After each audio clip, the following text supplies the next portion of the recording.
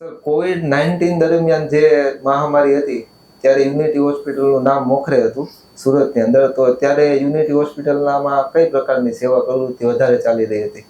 સૌથી પહેલા સ્ટાફ બી ગભરાઈ ગયો.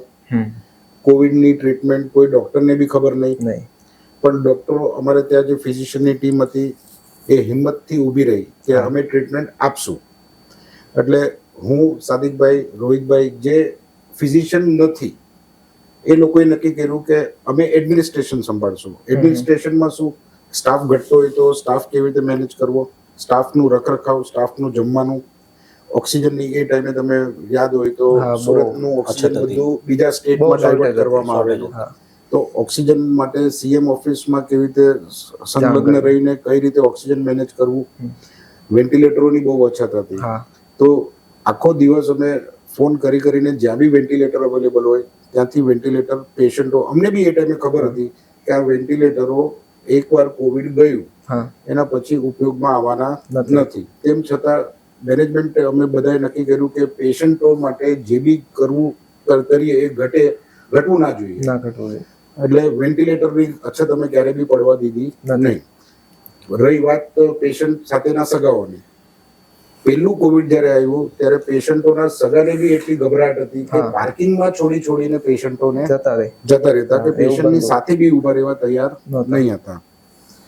એટલે જે નોર્મલી જનરલ વોર્ડનું પેશન્ટ હોય તો પેશન્ટનો એક સગો હોય અને 5 બેડ વચ્ચે એક નર્સિંગ સ્ટાફ. એટલે કોવિડના ટાઈમે સ્ટાફની એટલી બધી અછત અનુભવવામાં આવી કે રિલેટિવ્સ જ્યારે ના હોય, સગાવાલા ના હોય, એટલે એક બેડ પર એક સ્ટાફનો રેશિયો અમારે મેન્ટેન કરવો પડે. ગભરાટ એટલી હતી એટલે એ ટાઈમે થોડુંક અમારે ડિફિકલ્ટ ટાઈમ હતો. પણ મેં કીધું એ રીતે જે નોન ફિઝિશિયન ટીમ હતી એ આગળ આવી અને લગભગ 24 કલાક બી અમે ત્યાં રહેલા છીએ. જ્યારે અમે તો કોવિડના ડોક્ટરો ના હતા તો પણ, એટલે સૌનો સાથ હતો, બધું વ્યવસ્થિત પતી ગયું. કોરોનાનો આટલો ડરનો માહોલ, શરૂઆતની અંદર તો કોઈ એની વેક્સિનેશન કે કોઈ દવા નહીં હતું. ત્યારે શરૂઆતની અંદર એટલું સપોર્ટ ડોક્ટરનો હોય ત્યારે ડોક્ટર એક પ્રકારનો ભગવાન એવો સાબિત થતો. તો એ શરૂઆતમાં જ્યારે દવા નહોતી, વેક્સિનેશન નહોતું, ત્યારે શરૂઆતમાં સેવાની કામગીરી કઈ રીતે ચાલતી? એમાં એવું કહી શકીએ કે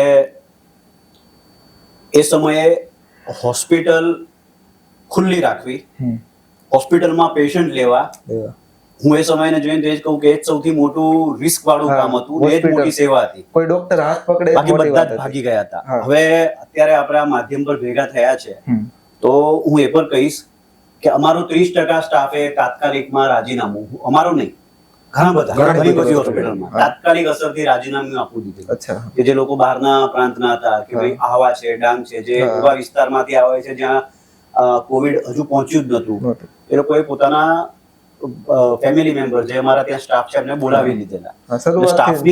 સ્ટાફની અછતમાં સૌથી પહેલું વિચાર તો એવો આવે કે હોસ્પિટલ બંધ કરી દઈએ. એ સમયે હોસ્પિટલ ખોલવી એ જ સૌથી મોટી શરૂઆતમાં ચેલેન્જ થઈ ગઈ કે હાજર જતો રહ્યો, કામગીરી ચાલુ રાખવાની. પછી તો તંત્રએ પણ દબાણ હતું તંત્ર પરથી કે તમે હોસ્પિટલના ખાટલા વધારો ને, એટલે એક ચેલેન્જ હતી. કારણ કે બધું બંધ હોય ત્યારે તાત્કાલિક ખાટલા વધારવા એટલે ફિઝિકલ ખાટલા લાવવા અને બધું લાવવું. ત્યારે લોકડાઉનના ટાઈમમાં બધું બંધ, સિટી આખું બંધ. પછી એ ટાઈમે સુરતના લગભગ એક ઓપરેશન થિયેટરો બંધ હતા. કોવિડ પોઝિટિવ પેશન્ટના ઓપરેશન થતા કોઈ કરતું નહોતા. અમે જે એવી હોસ્પિટલ હતી જે કોવિડ પોઝિટિવ પેશન્ટ, અમે લગભગ 50 થી 60 ઓપરેશનો કર્યા હશે જે કોવિડ પોઝિટિવ પેશન્ટો હતા. અને કોઈ ઇમરજન્સી ચાર્જ લીધા વગર, રૂટીન ચાર્જમાં બી અમે બધા જ સર્જરી અમે યુનિટીનું ઓપરેશન થિયેટર ચાલુ હતું રાબેતા મુજબ. આખા લોકડાઉનમાં. બીજું અમારી છે ને 2 બિલ્ડિંગ છે યુનિટીની, એટલે અમને એ સમયે એક ઓપરેશન થિયેટર અમે નોન કોવિડ તરીકે રાખેલું. અચ્છા. કે માની લો કે કોઈ એવી ઇમરજન્સી આવી જે કોવિડ વાળું પેશન્ટ નથી તો એને ગભરાટ ન થાય. તો એ 2 બિલ્ડિંગમાંથી અમે એક બિલ્ડિંગમાં એક આઈસીયુ અને એક ઓપરેશન થિયેટર એવું રાખેલું કે જે Covid free patient, Covid free patient હોય ને કે ત્યાં આવવા માટે ગભરાટ ન થાય કે ભાઈ આપણે ત્યાં જાશું તો આ તે. અમારે 2 બિલ્ડિંગ હોવાને લીધે અમારામાં એ શક્ય હતું. અને એ થોટ સમય રાખીને નોન કોવિડ પેશન્ટ માટે બી સારી એવી સારવાર કરે છે. એ ટાઈમે એસએમસી તરફથી બી અમને જે કોઓપરેશન જોતું હતું 100% કોઓપરેશન મળ્યું. રેમડેસિવિરની અછત યુનિટી હોસ્પિટલને બીકોઝ ઓફ એસએમસી અમને ક્યારે અનુભવાય નહીં, કેમ કે પહેલા કોવિડમાં ઓપન માર્કેટમાં મળતું હતું, બીજા કોવિડમાં ગભરાટ જ એટલો હતો એટલે લોકો રેમડેસિવિર જેને કોવિડ નહોતું થયું એ બી લઈને ઘરે બેસી ગયા, જરૂર પડે તો યુઝ થાય. યસ, વેન્ટિલેટરનું બી એવું જ હતું. એટલે સેકન્ડ કોવિડ વેવમાં એસએમસીએ હરેક હોસ્પિટલ અમને બી આપેલા વેન્ટિલેટર કે જેને બી જે કોર્પોરેશન તરફથી જે સહાય 100% અમને. કોર્પોરેશને બીજું એક સારું એ કર્યું હતું કે આધાર લિંક રેમડેસિવિર તમને દિવસના 2 મળે. એ પર એક સરાહનીય એમનું સ્ટેપ હતું કે જેને લીધે પેલું બ્લેક માર્કેટ કે એ થયું નહીં. અચ્છા સાહેબ, કોરોના ટાઈમ પછી અમુક સમય પછી વેક્સિનેશનનું જે સંશોધન થયું, જે સિંગલ ડોઝ, ડબલ ડોઝ અને ટ્રિપલ ડોઝ લીધા, તો એ વેક્સિનેશન વિશે થોડીક માહિતી આપશો ને? થોડુંક ડિફિકલ્ટ છે, અમારું સબ્જેક્ટ નથી. અચ્છા. પણ અમે લઈ લીધી છે. અચ્છા. એમાં માહોલ એવો હતો કે અફવાઓનું માર્કેટ ત્યારે ગરમ હતું અને એવા લોકો એવા સમાચાર ફેલાવતા કે વેક્સિન લેવાથી આ વસ્તુ થાય છે, તે વસ્તુ થાય છે, એટલે ઓથેન્ટિસિટી વેરીફાઈ કરવી અઘરી છે. અને જ્યારે ગવર્મેન્ટ ઓફ ઇન્ડિયાનું હેલ્થ ડિપાર્ટમેન્ટ એવું કહે કે તમારે વેક્સિન લેવી જોઈએ, તો પછી ક્યાંક એ પરીક્ષણ કરેલી જ વસ્તુ હશે. એટલે અમે ડોક્ટર્સ લોકોએ તો બધાએ જ વેક્સિન લઈ લીધેલી, અમારા સ્ટાફ લોકોએ પણ લઈ લીધેલી, અમે કમ્પલસરી વસ્તુ રાખી હતી.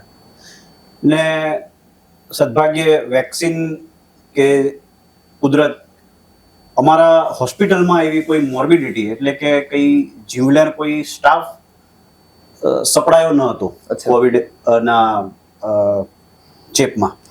ઇનફેક્ટ ચાલુ કોવિડમાં લગભગ વર્લ્ડની કોઈ હોસ્પિટલમાં ફેફસાની ફિઝિયોથેરાપી કોવિડમાં કોઈએ આપી નહીં હોય, કેમ કે ફેફસાની ફિઝિયોથેરાપીમાં શું હોય, ફેફસાને મસાજ આપવો. ફેફસાને મસાજ આપો એટલે બહાર શું નીકળવાનો? કોવિડના વાયરસ. અમારા ત્યાં ફિઝિયોથેરાપીની જે ટીમ હતી એ લોકો એક પેશન્ટને ચેસ્ટ ફિઝિયોથેરાપી જેને કહેવાય એ બધાને આપી. એટલે અમુક પેશન્ટો જે રિઝલ્ટ અમારે હોસ્પિટલ માટે જે ડિમાન્ડ હતી એ ડિમાન્ડનું રીઝન વન ઓફ ધ એવું હતું કે ફિઝિયોથેરાપીથી લઈને નર્સિંગથી લઈને ડોક્ટરોથી લઈને જમવાથી લઈને ઓક્સિજનથી લઈને દવાથી લઈને સંપૂર્ણ સહકાર પેશન્ટ કે પેશન્ટ મળી રહેતો હતો.